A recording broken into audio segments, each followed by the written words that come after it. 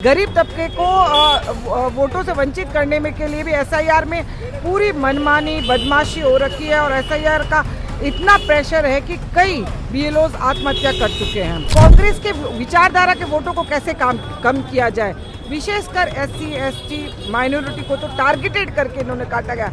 लेकिन कांग्रेस जहां हारती है वहां तो आप कहते हो कि वोट चोरी हुई है और जहां जीतती है अंत में चुनाव जीते आप लोग वहां तो आपने नहीं कहा। महाराष्ट्र देख लीजिए, आप बिहार देख लीजिए, चोरी के मामले सामने कांग्रेस पार्टी की वोट चोर गद्दी छोड़ की महारैली का आयोजन आज रामलीला मैदान दिल्ली में किया गया है। जैसलमेर से भी पश्चिमी राजस्थान से बहुत सारे लोग इस रैली में शिरकत करने के लिए राजधानी में आए थे। हमारे साथ में अंजना मेघवाल हैं, जैसलमेर की पूर्व जिला प्रमुख हैं और अभी एससी मोर्चे की संभाग की अध्यक्ष हैं। मैडम, कितने लोग लगभग होंगे?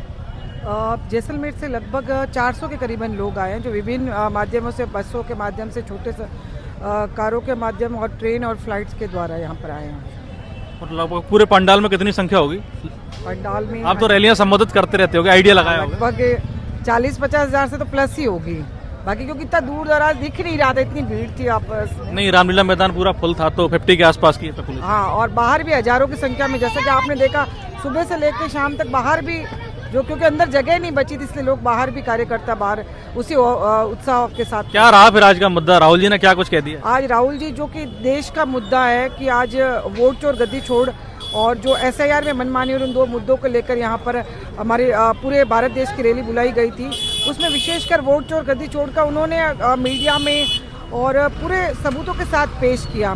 और जो चुनाव आयोग है, देश आज़ाद होने के बाद पहली बार ऐसा था कि वो एकदम मुख दर्शक या उनका एक तरफ से कहते भाजपा के एजेंट के रूप में या कार्यकर्ता के रूप में काम कर रहा है। और यानी देखिए, संविधान और लोकतंत्र खतरे में है। और जब रही सही चोरी के माध्यम से भी अगर वो भाजपा वाले या मोदी सरकार पूरे नहीं पड़ रहे हैं, तो उन्होंने आज जो एससी एसटी माइनॉरिटी जो या जो गरीब तबका है, गरीब तबके में सब आते हैं, चाहे जनरल हो, ओबीसी हो, एससी एसटी कोई भी हो, गरीब तबके को वोटों से वंचित करने में के लिए भी एसआईआर में पूरी मनमानी बदमाशी हो रखी है और एसआईआर का इतना प्रेशर है कि कई बीएलओज आत्महत्या कर चुके हैं। लेकिन कांग्रेस जहां हारती है वहां तो आप कहते हो कि वोट चोरी हुई है और जहां जीतती है अंत में चुनाव जीते आप लोग वहां तो आपने नहीं कहा।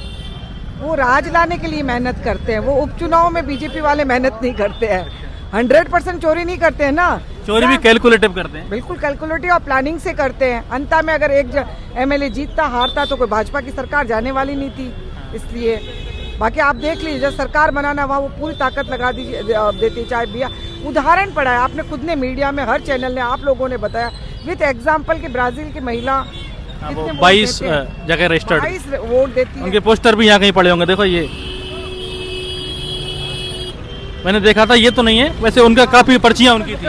मतलब पूरा सबूत है, पूरे देश के सामने चीजें हैं। चोरी का मामला हो, एक एक घर में 4-4 साल लोगों को वोट का जो बता के वोट डालने का है। आप देख लीजिए, महाराष्ट्र देख लीजिए, आप बिहार देख लीजिए, चोरी के मामले सामने खुले में। अब आगे की क्या रूपरेखा तय हुई है? अब किस तरह से इस पॉलिसी को कैसे मतलब फेस करेगी कांग्रेस? देखिए, एआईसीसी और पीसीसी के माध्यम से हमें क्या दिशा निर्देश मिलते हैं। पूर्व में हमने एसआईआर के लिए अपने जो हम राजस्थान आते, तो राजस्थान में बीएलए बनाने में कांग्रेस पार्टी पूरे भारत में प्रथम स्थान पे थी, जिन्होंने 100% बीएलए बनाए थे। और एसआईआर में बदमाशी नहीं हो, इसके लिए हमारे कांग्रेस पार्टी के बीएलए पूरे मतलब कि इनकी जो बदमाशी है उससे लड़ने के लिए पूरे ताकत से लड़े थे।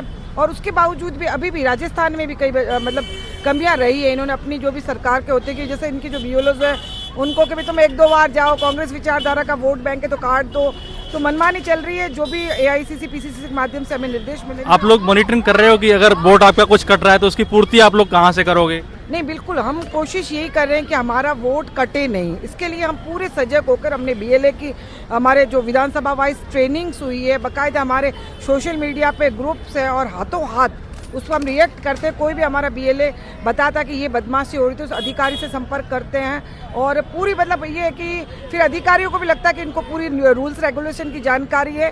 क्योंकि देखो, मैं पूरे राजस्थान की तो बात नहीं करूंगी, लेकिन जैसलमेर विधानसभा, जहाँ जैसलमेर से मैं या सिरोही की प्रभारी हूँ, वहाँ हमने अपने विधानसभा में एक एक वोट को बहुत बारीकी से उस पर कार्य किया है। आपको पर्सनली लगता है कि वाकई में वोट चोरी हो रहा है राजस्थान के परिप्रेक्ष्य में? हाँ, बिल्कुल हो रहा है। बिल्कुल हो रहा है, ये मान के चलिए। अगर जैसे मैं सिरोही की बात करती हूँ, वोट चोरी भी हो रहा और डुप्लीकेट भी।